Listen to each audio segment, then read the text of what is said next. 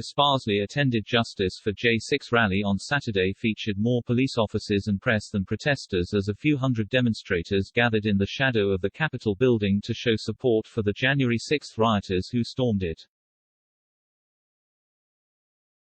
A heavy police presence, officers in riot gear, plainclothes police, law enforcement on bikes and horses, awaited the crowd. Also there were counterprotesters, who carried homemade signs. One read "Loser," which was a reference to Donald Trump, its carrier said, and Black Lives Matter flags. One small group stood on a street corner, blaring the song FTD, F*** Donald Trump.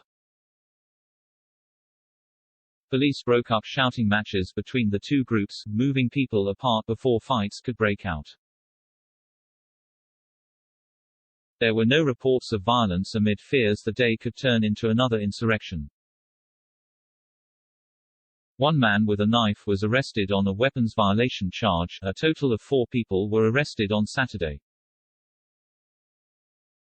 A man who was reported to have a gun was one of them. At 1:30 p.m., someone spotted what appeared to be a handgun on a man in the crowd. The witness told USCP officers, who detained the suspect, at this time, it is not clear why the man was at the demonstration.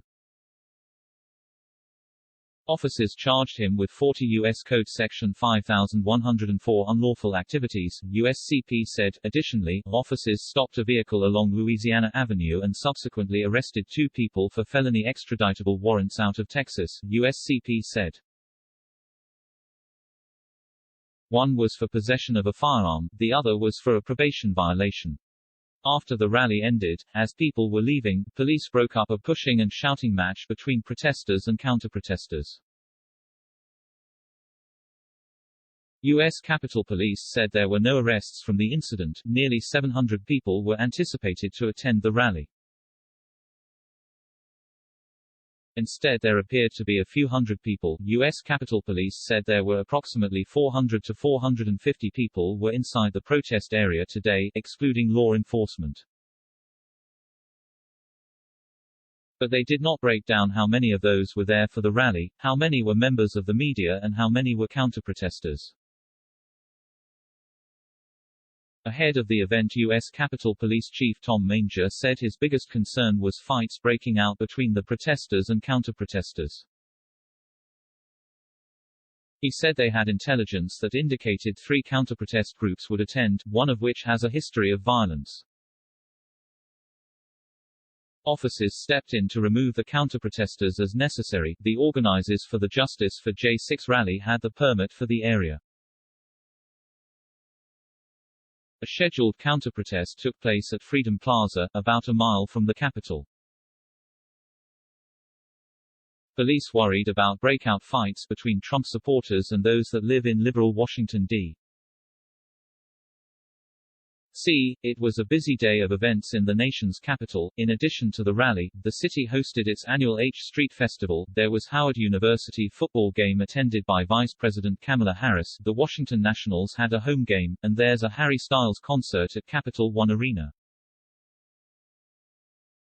From the start, September 18 had a different feel from January 6. Streets around the Capitol were closed off and the metro station near the building was closed. Law enforcement lined the streets around 4-acre Capitol complex. Dump trucks were parked along the sidewalks to form additional barriers.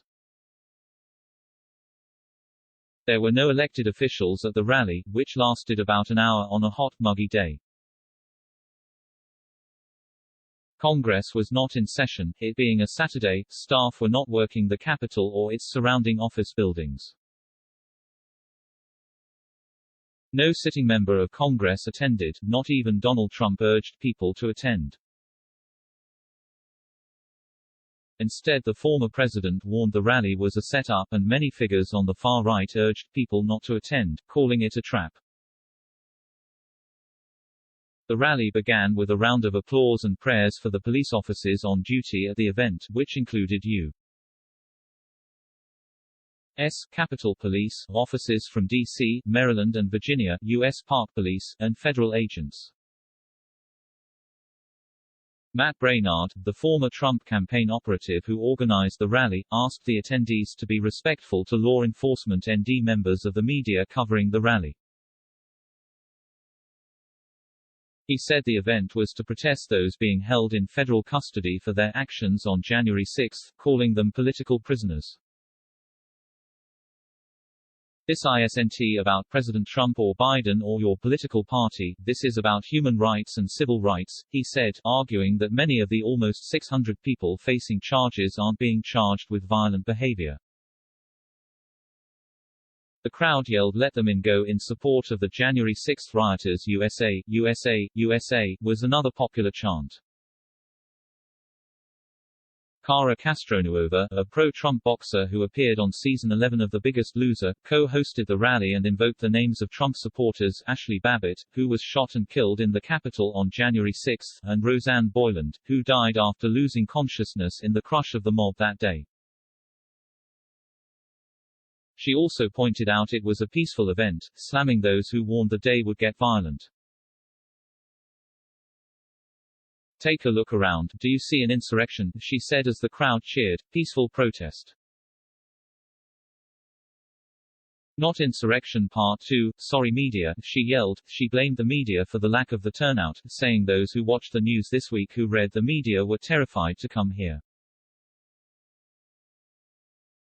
U.S.CP said there was one arrest during the rally, a man caught with a knife. At approximately 12:40 p.m., U.S.CP officers arrested a man, who had a knife, for a weapons violation, the agency said.